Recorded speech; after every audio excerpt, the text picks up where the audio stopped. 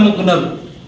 కొందరు సర్పంచులు తట్టుకోలేక ఆత్మహత్యలు కూడా చేసుకున్న దుస్థితి అప్పటి టీఆర్ఎస్ ప్రభుత్వం కల్పించింది. సో ఇవన్నీ కూడా పరిగణలోకి తీసుకుంటూ రాబోయే రోజులలో గ్రామాల్లో ఇప్పటి వరకు ఏం పెండింగ్స్ ఉన్నాయి అవన్నీ కూడా వివరాలు తీసుకొని ఇంతకుముందున్న ఇబ్బందులు సర్పంచులకు రాకుండా కాంగ్రెస్ పార్టీ తప్పకుండా కృషి చేస్తుంది. మరొక విషయం, ఈ పార్లమెంట్ ఎన్నికల తర్వాత స్థానిక సంస్థలైనటువంటి గ్రామ పంచాయతీలు కావచ్చు, మున్సిపల్ కావచ్చు, ఈ ఎన్నికలు కూడా వచ్చే అవకాశం ఉంది. వాటిలోపు అంతలోపు ఈ యొక్క సర్పంచుల సమస్యలు కావచ్చు, ఎంపీటీసీల సమస్యలు కావచ్చు పరిష్కారానికి ఈ ప్రభుత్వం తప్పకుండా కృషి చేస్తుంది. కాబట్టి రాబోయే రోజులలో ప్రజలు కాంగ్రెస్ పార్టీని ఆదరించి ఇటు పార్లమెంట్లో కానీ, పార్లమెంట్ ఎన్నికల్లో కానీ, స్థానిక సంస్థల ఎన్నికల్లో కానీ కాంగ్రెస్ పార్టీని ఆదరించాలని మేము కోరుతా ఉన్నాం. రాష్ట్రంలో కాంగ్రెస్ ప్రభుత్వం ముఖ్యమంత్రి రేవంత్ రెడ్డి గారి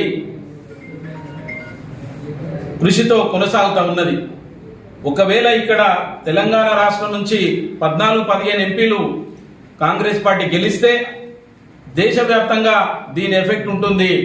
తప్పకుండా కేంద్రంలో కూడా కాంగ్రెస్ ప్రభుత్వం ఉంటే తెలంగాణ రాష్ట్రం ఇంకా అభివృద్ధి చెందడానికి అవకాశం ఉంటుంది. కాబట్టి ప్రజలందరినీ మేము ఈ సందర్భంగా వాళ్ళని రిక్వెస్ట్ చేస్తా ఉన్నాం.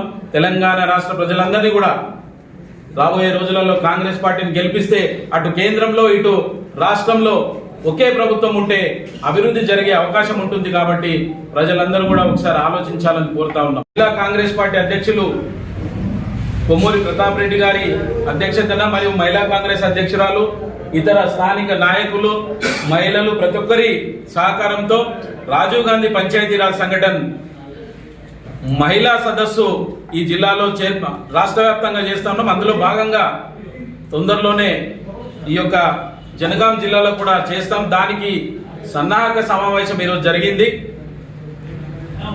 అప్పుడు కూడా మహిళలందరూ పెద్ద ఎత్తున పాల్గొనాలని కోరుతా ఉన్నాం.